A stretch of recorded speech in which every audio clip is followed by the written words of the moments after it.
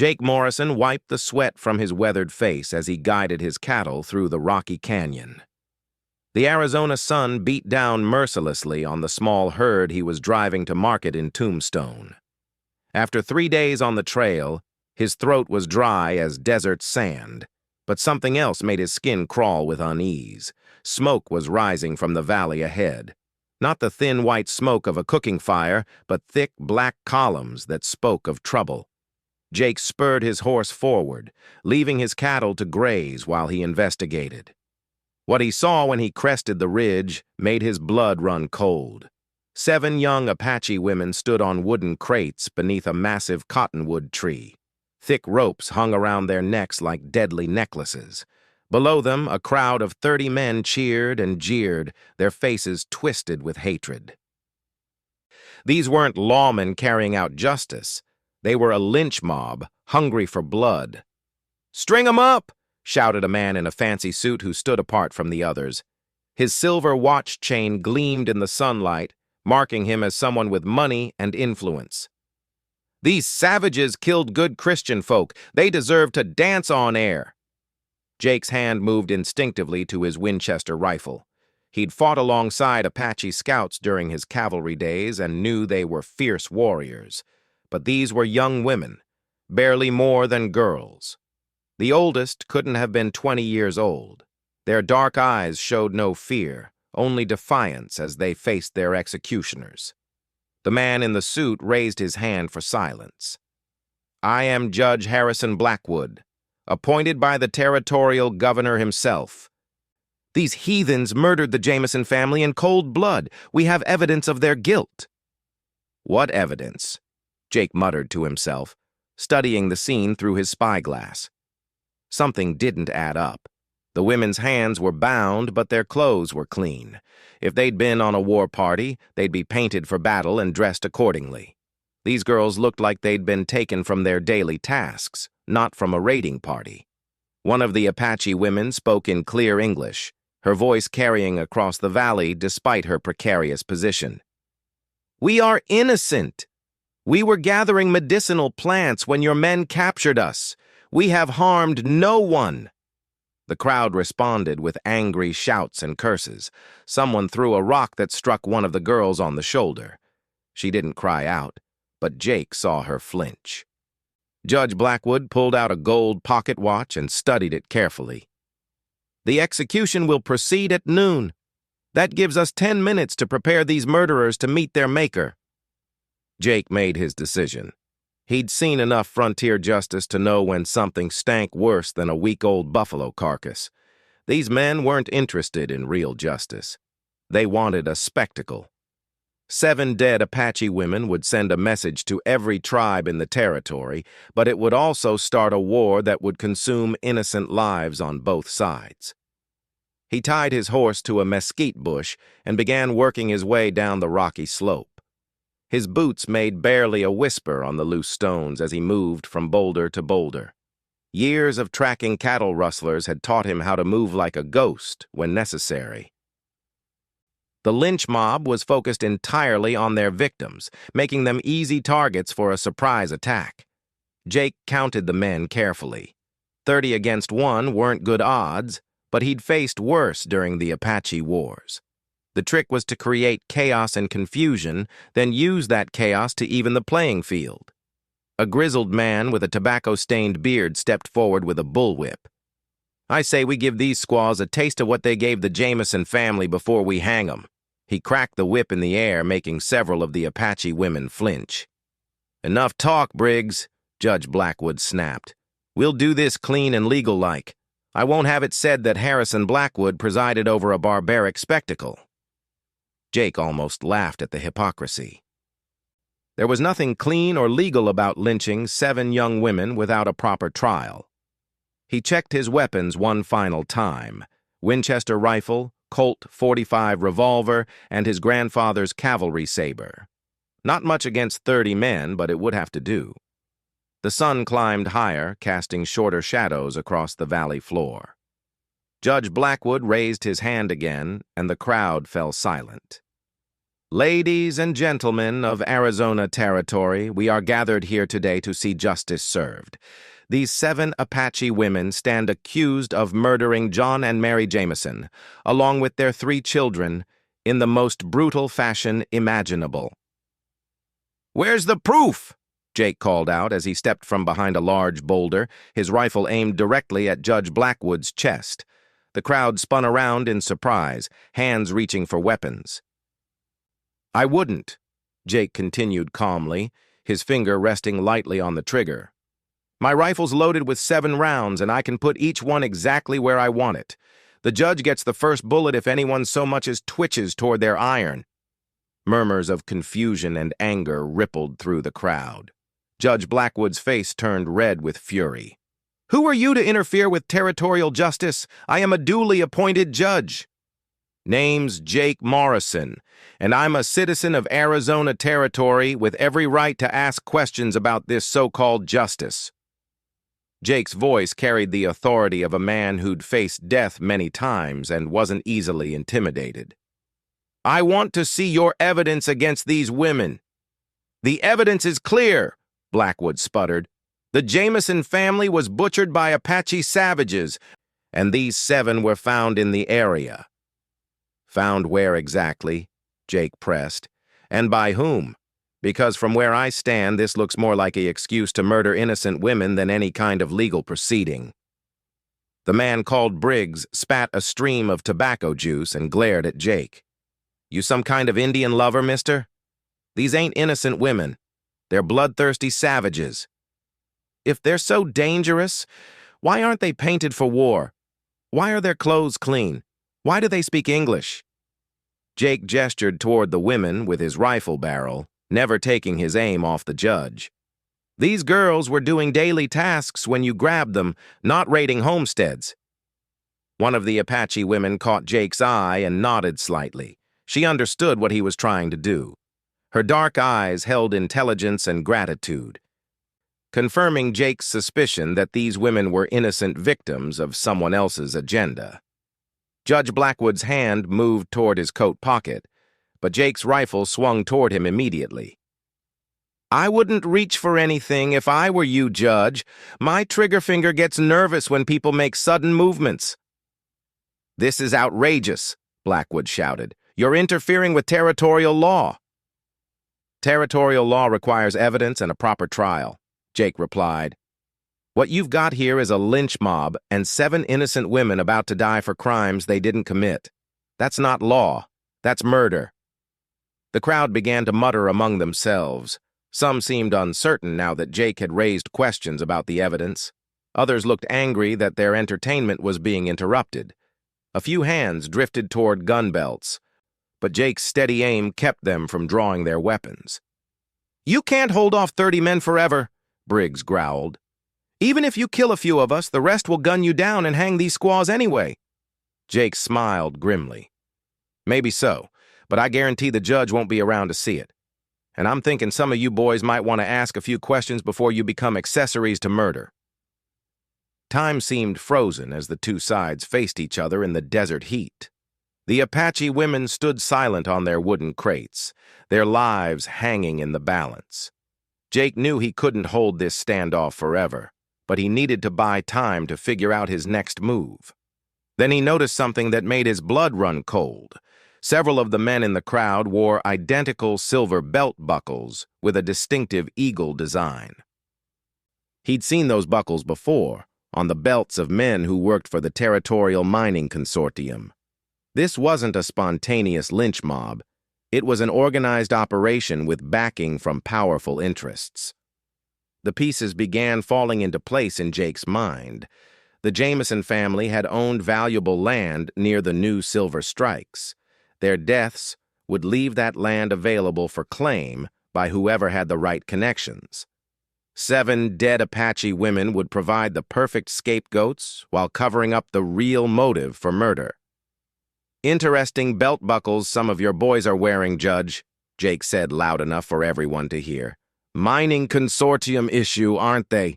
Funny how a random lynch mob happens to include so many mining company men." Judge Blackwood's face went pale. "That proves nothing. Many men work for the mining companies.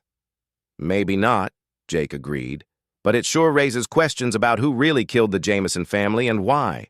Questions that might interest the territorial marshal when he hears about this little necktie party. The judge's eyes darted nervously to several men in the crowd. Jake saw the silent communication pass between them and knew his time was running out. These men had too much to lose to let him walk away with the truth. "Kill him!" Blackwood suddenly shouted.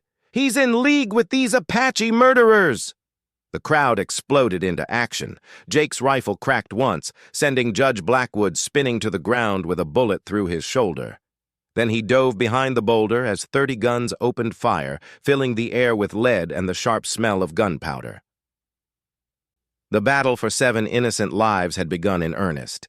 Bullets whistled past Jake's head as he pressed himself against the boulder. Rock chips stung his face where rifle rounds struck inches from his position.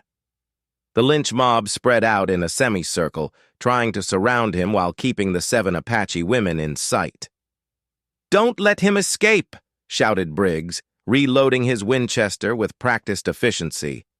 "Mr. Blackwood wants him dead before the territorial marshal gets word of this." Jake counted muzzle flashes in the growing gun battle.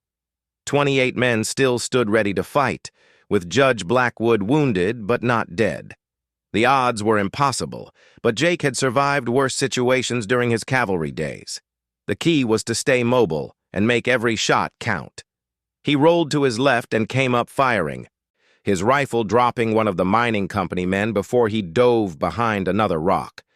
The Apache women remained standing on their wooden crates, unable to flee with ropes around their necks and their hands bound.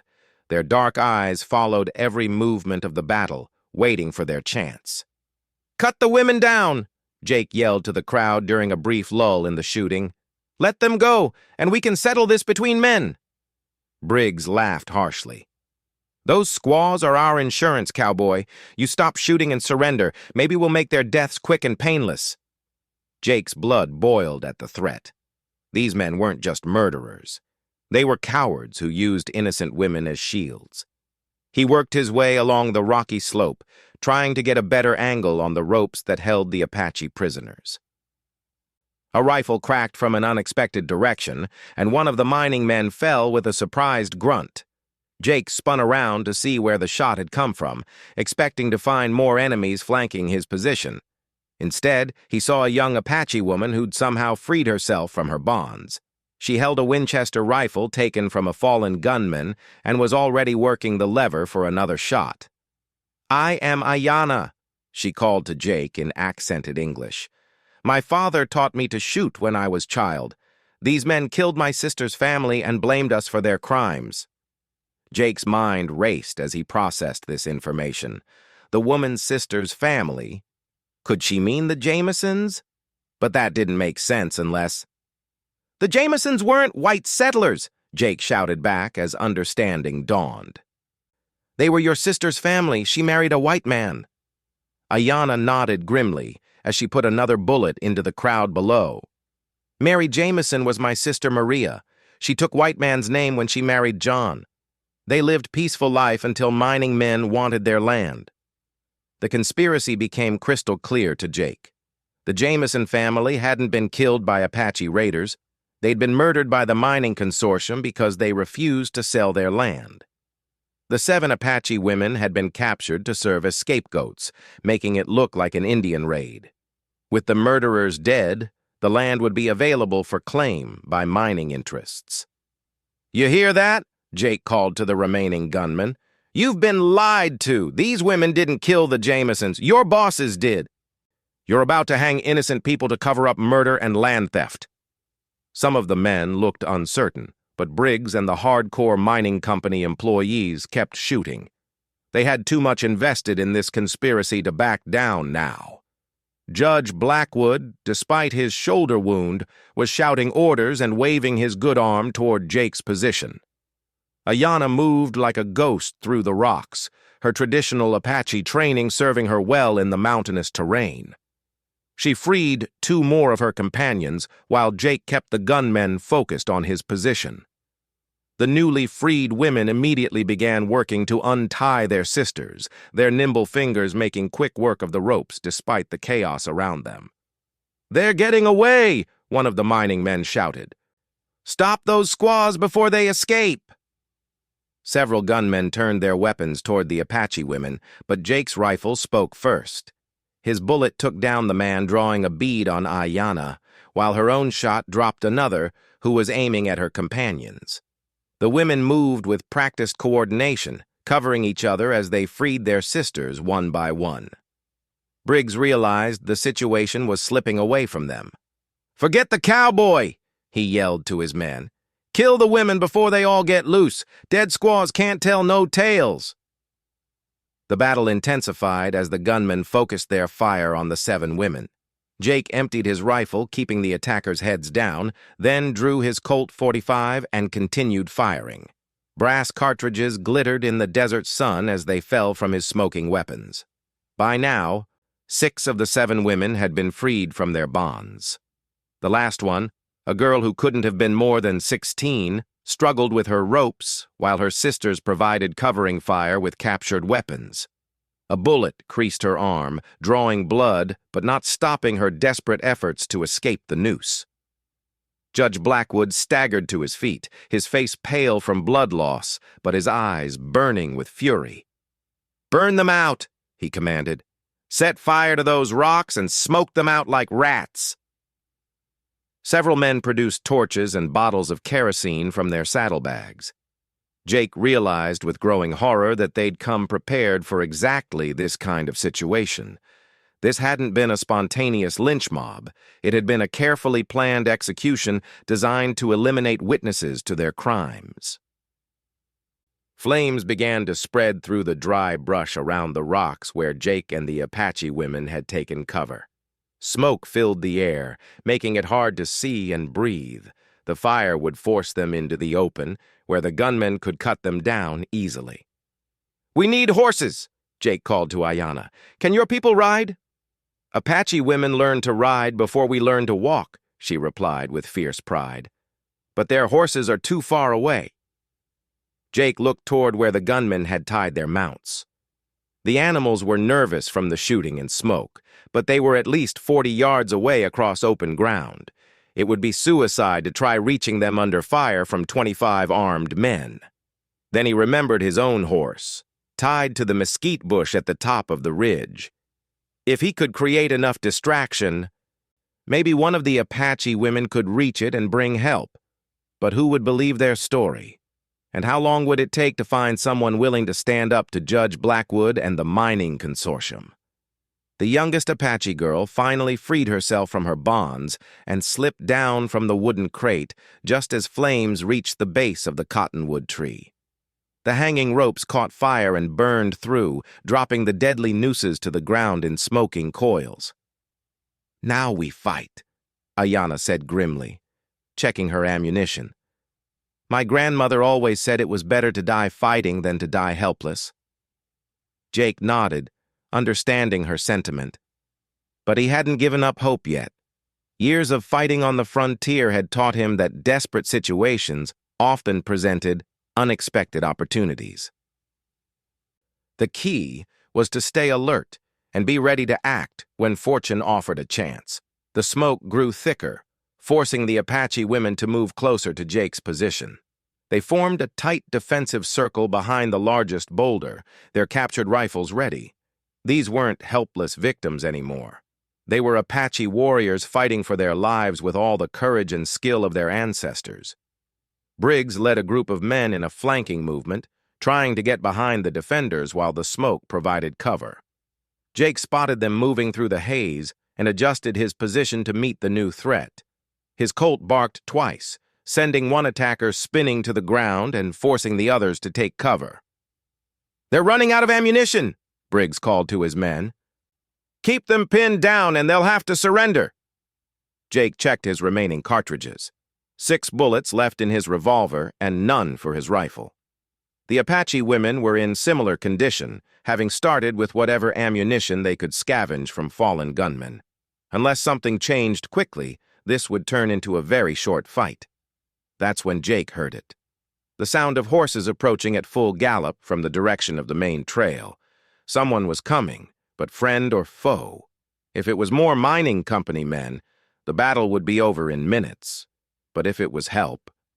Judge Blackwood heard the approaching riders, too. His wounded face twisted with concern as he shouted orders to his men. "Form a line! Make this look legal! Tell them we captured Apache murderers and a crazy cowboy who tried to help them escape." Jake realized the judge was still trying to maintain his cover story. Whoever was coming might not know about the conspiracy, which meant there was still a chance to expose the truth. He had to survive long enough to tell his story to neutral witnesses. The hoofbeats grew louder as a dozen riders crested the ridge and rode hard toward the battle. Jake squinted through the smoke, trying to identify the newcomers. His heart leaped when he spotted the silver badge glinting on the lead rider's vest.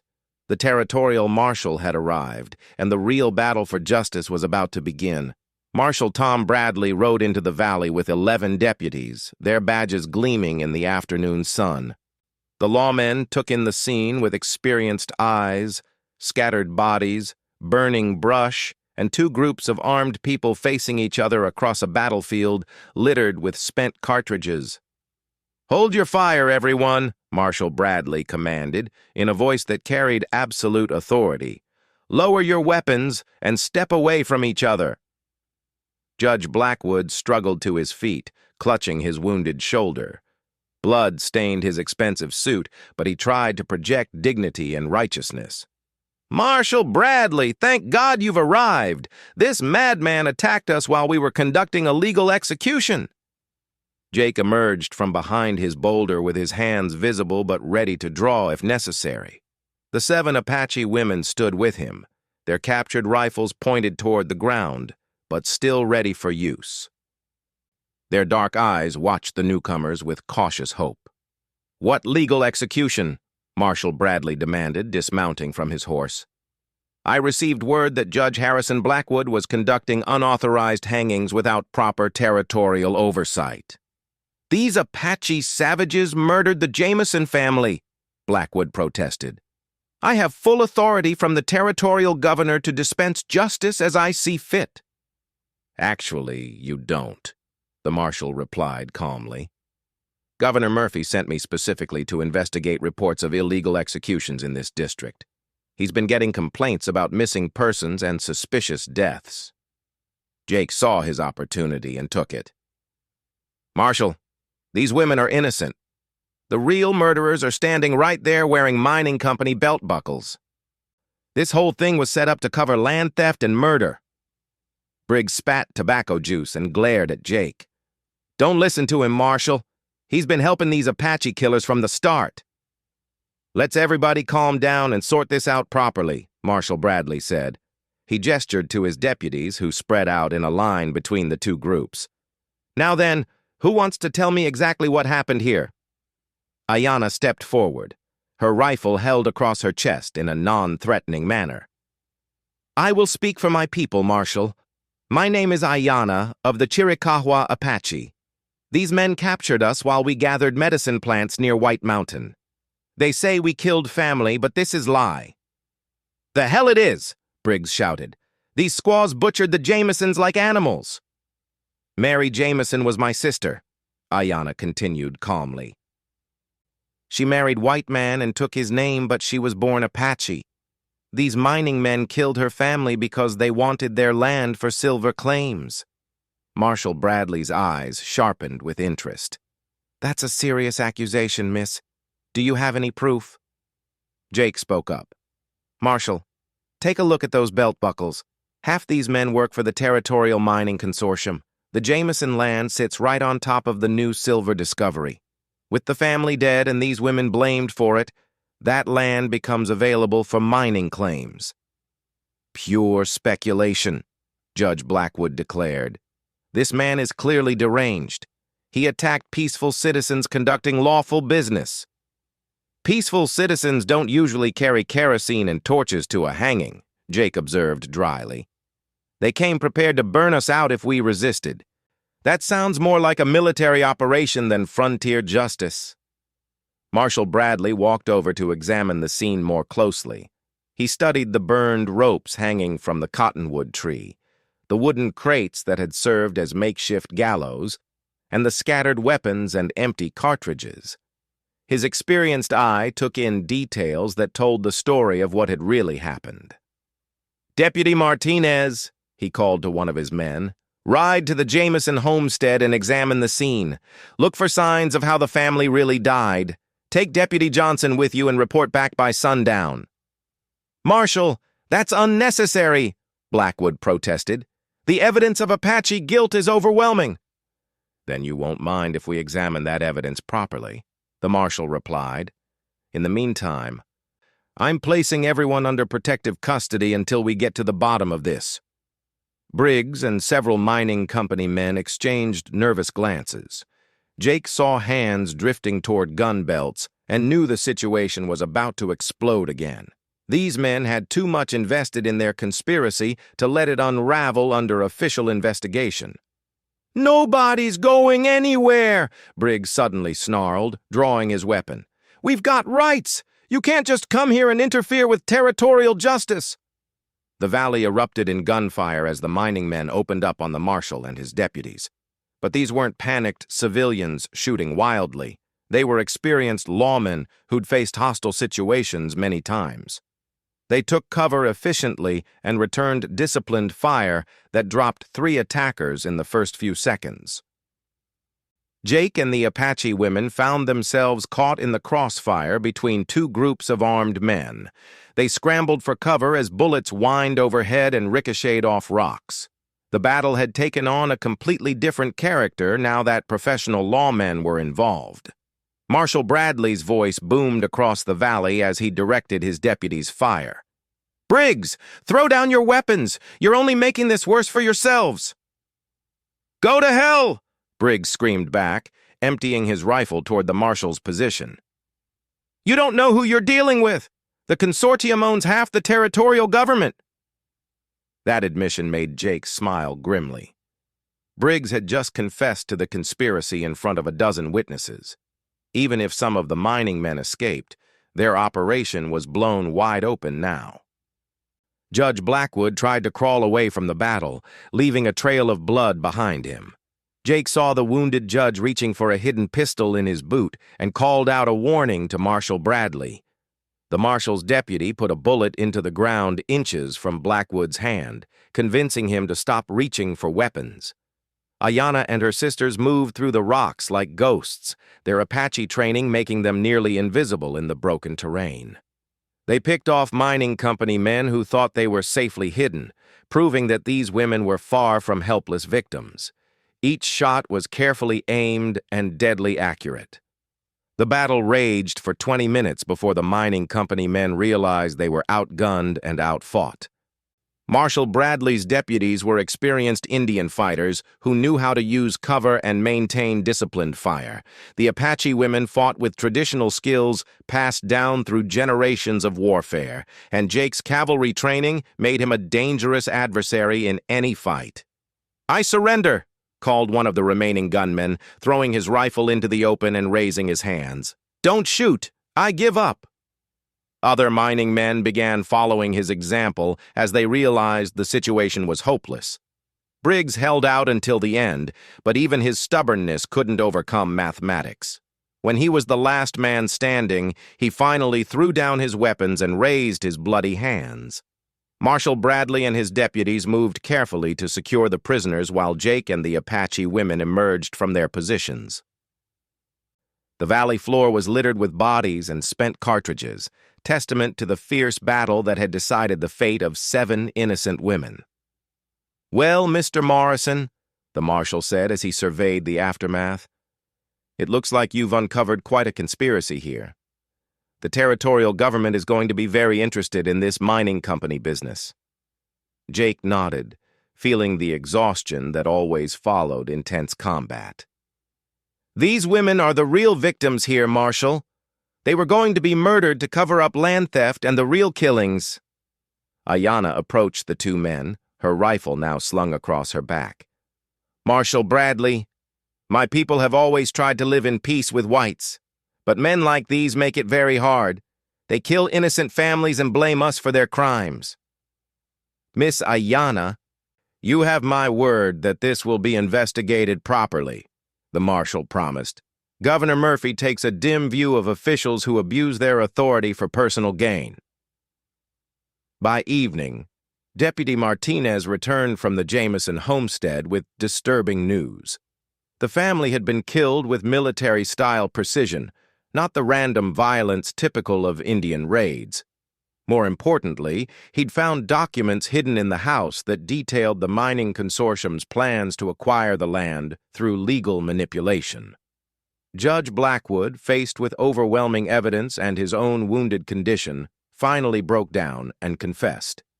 The mining consortium had indeed ordered the Jameson family killed when they refused to sell their land. The plan had been to stage a fake Apache raid, then capture and execute Apache women to make the story believable. "We never meant for it to go this far," Blackwood whined as Marshal Bradley's deputies bound his wounds.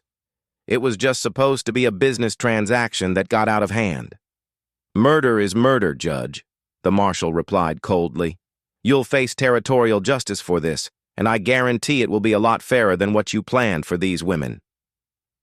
As the sun set over the Arizona territory, Jake helped load the wounded prisoners into a wagon for transport to Tombstone. The 7 Apache women would be free to return to their people, their names cleared of false charges. More importantly, the conspiracy that had cost innocent lives was finally exposed.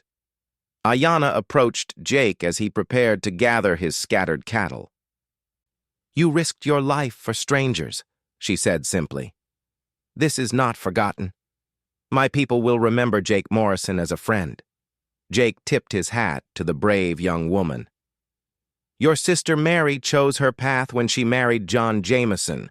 Love shouldn't have cost them their lives. I'm just glad we could make sure the real killers face justice." Marshal Bradley shook Jake's hand as the last prisoner was loaded into the wagon. "The territorial government could use men like you, Morrison. Ever think about wearing a badge?" Jake looked out over the vast Arizona landscape, thinking about his cattle and the peaceful life he'd been trying to build. "Thanks for the offer, Marshal, but I think I'll stick to raising beef. Seems like there's enough violence in this territory without me looking for more." As the lawmen rode away with their prisoners, Jake rounded up his cattle and continued toward Tombstone. The market would still be there tomorrow, and life would go on. But 7 innocent women were alive because one man had been willing to stand up for what was right, even against impossible odds. In the distance, smoke still rose from the burned brush around the cottonwood tree, a reminder of how close the conspiracy had come to success. The Territorial Mining Consortium would face investigation and prosecution for their crimes. Judge Harrison Blackwood would spend his remaining years in territorial prison, and the Jameson family could finally rest in peace, knowing their real killers had been brought to justice. Jake Morrison rode into the sunset, just another cattleman driving his herd to market. But the 7 Apache women he'd saved would tell their grandchildren about the day a lone cowboy stood against 30 armed men to save innocent lives. In a territory where violence was common and justice was often rough, his actions would be remembered as proof that courage and righteousness could still triumph over greed and hatred. The frontier was slowly giving way to civilization, one act of courage at a time.